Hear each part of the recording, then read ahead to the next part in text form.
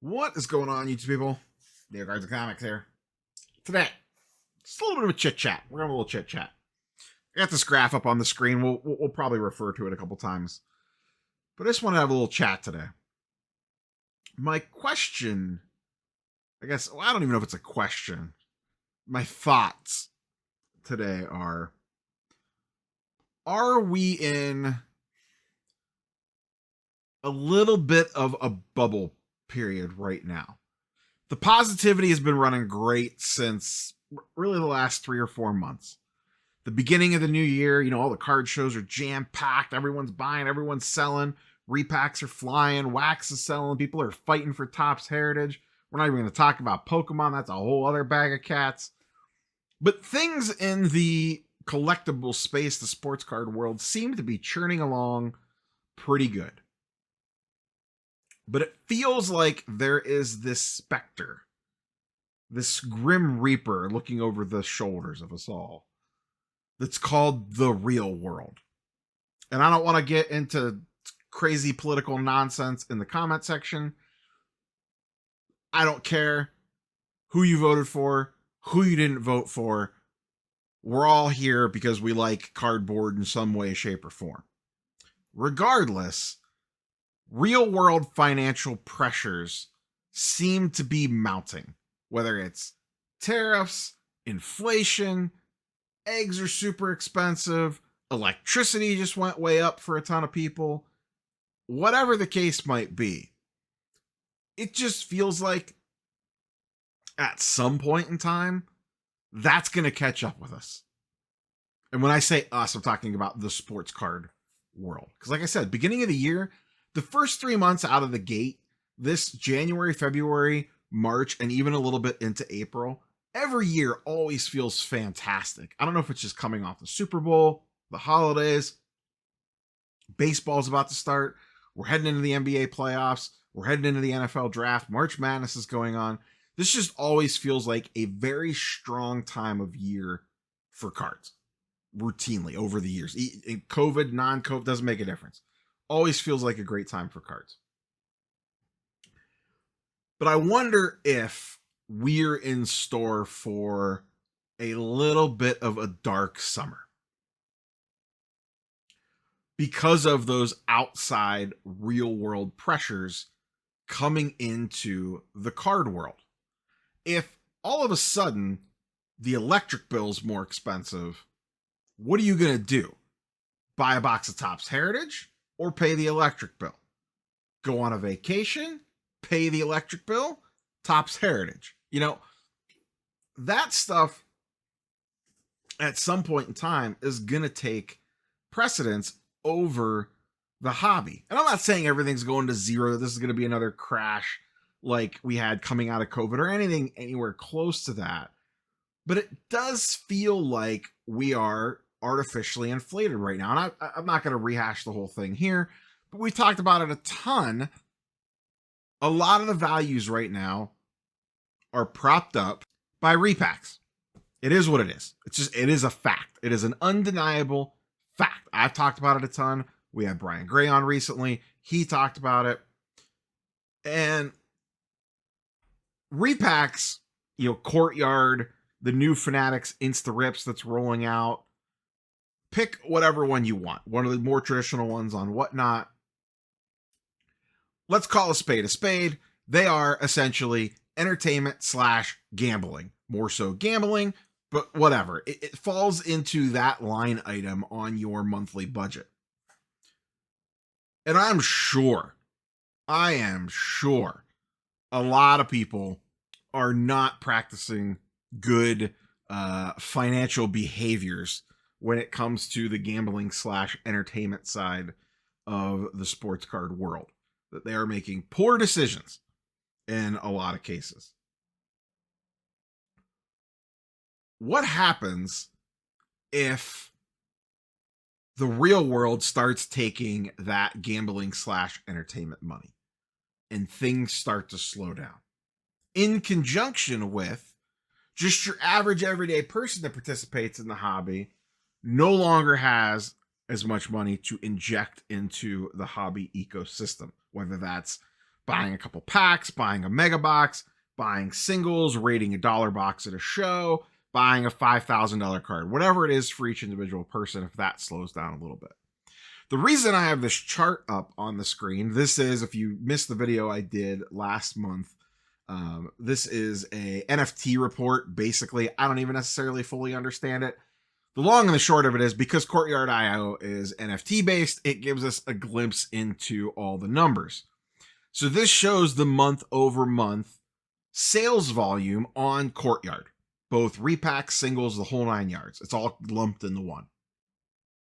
A bulk of the business is repacks. And they ratcheted up their marketing in February, and it shows in their numbers. You know, since the beginning of the year, they have really ramped up. To end 2024, they just did under 10 million. Then it went to 17 million. Then it went to 42 million. And now that March is wrapped up, they just missed doing $50 million. I'm recording this on April 2nd. They've already done almost $2 million 2 days into the month of April. This gives us an interesting insight. Now, it's only one company, it's only one repack, but we've never had data on any of this stuff before. In my mind, this gives us an interesting insight into the repack market. If, let's say, they do between 40 and 50 million monthly over the next few months. So we see some sort of baseline. Like roughly they do $1.5 million a day. Let's just call it. We know that they did close to that in February, and that they did, basically that in March, pretty close. So we know that they could get up to those numbers potentially. If all of a sudden we start seeing this drop off, and I don't want to put too much stock, because like I said, it's just one repacker. If all of a sudden their numbers start falling off, could that give us insight into a macro level trend that, hey, maybe it's not just Courtyard's numbers that are falling off. Maybe Backyards are falling off. Maybe Panini Instant Rips are falling off. Maybe Arena Club is falling off a little bit. Because this is our only data set to go off of. So we're seeing one slice of the pie. Another thing we could look at going over the next few months, it's going to take a while, because remember, there's a 2 to 3 month lag time on this. What do the grading company backlogs look like? Right now, they're all super busy. They're jammed up. If we get to July and August, and remember, about a year ago, PSA was flying. They had like no backlog. I mean, bulk orders were coming back in under a month. Stuff was cruising through the system.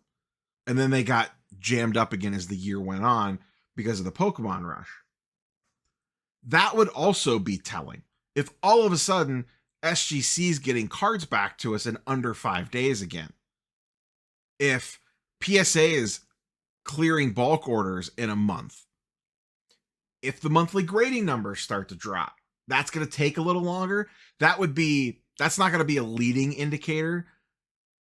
That'll be more of a lagging one, because of the fact that that inventory sits there and has to work its way through the system. So by the time we're seeing that on a monthly gem rate report, it's probably already happened. We'd have a better idea seeing the turnaround times at the grading companies if people start getting cards back really quick. We might see that a little bit sooner than the monthly numbers. But either way, all this stuff ties together. We have some things out there that could potentially throw up a red flag. And I guess my question for you all is, has the real world over the last few months, 3, 6, whatever you want to call it, impacted your hobby spending in one way or the other? And I know people will get into the, Topps this, Panini that. I'm not even talking about what the manufacturer's product is putting out there. I don't care what you spent money on, whether it was breaks, repacks, singles, dollar boxes, ripping cases of Topps Series 1, any money that you put into the hobby, grading fees, whatever.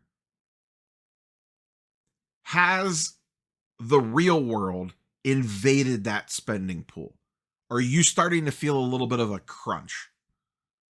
Have you had to change your spending habits in the hobby or in collectibles in general? Let's take this beyond the hobby, include comics, Pokemon, whatever. Have you had to change your spending habits in the collectible space because of what's going on in your day-to-day life? Whatever it is that may be. Everyone's going to be impacted differently by different things. Some people might be like, stuff's going on? How much is milk? I don't care.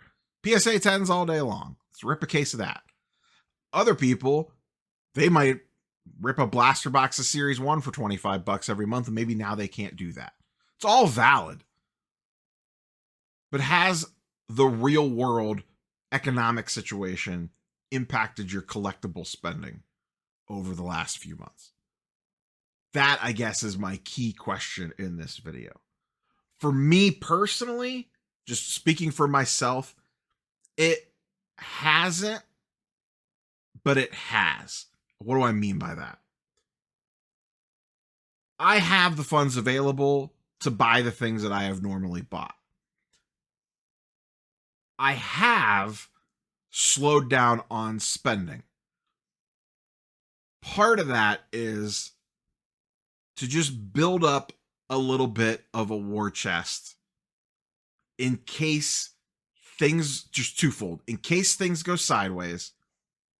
And there's also some larger items that I kind of have my eye on. I won't get into specifics on them, but I have some more expensive things that I've been looking at than what I normally buy. You know, normally I'm $1,000 or under, a couple $100 here, a couple $100 there, a couple $100 for a box of tops, you know, whatever. It's normally the range that I sit in. I have bought expensive cards before, $2,000, $3,000, $4,000, but not super often. But there are some bigger things that I'm looking at, and to afford those, I have to slow down on spending. So I'm still allocating that dollars towards the hobby. I'm just not actually pulling the trigger on it yet. And like I said, another part of that is, are things going to slow down and are prices going to dip? And would there be potential to sneak in and get some deals on stuff? And I want to have a little bit of a war chest ready to go. A little bit of it too is not a lot is appealing to me right now. It's not that I don't necessarily have the money to spend. It's that there's not a lot grabbing my attention. You know, I have a lot of the stuff that I want. There's always stuff that you're missing in a collection, 100%. There's still tons of things I have eBay saved searches for, but a lot of them are more rare now. They don't pop up as often. And a lot of it is deciding, do I want to pull the trigger on something more expensive? Like I'll give you an example. I'm going back and forth on 2 vintage MTG cards right now. Same card, one in an 8, one in a 4. There's about a $600 to $700 difference between those 2 cards.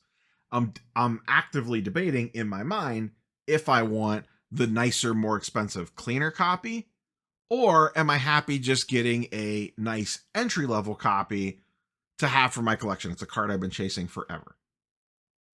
That's kind of where I'm at personally. But what I'm curious about is where you all are. And are you concerned? Do you have these same concerns I do for the real world sticking its ugly head into the collectible space and saying, not today? As always, curious for your thoughts and comments down below. Catch you boys and girls on the next one. Peace.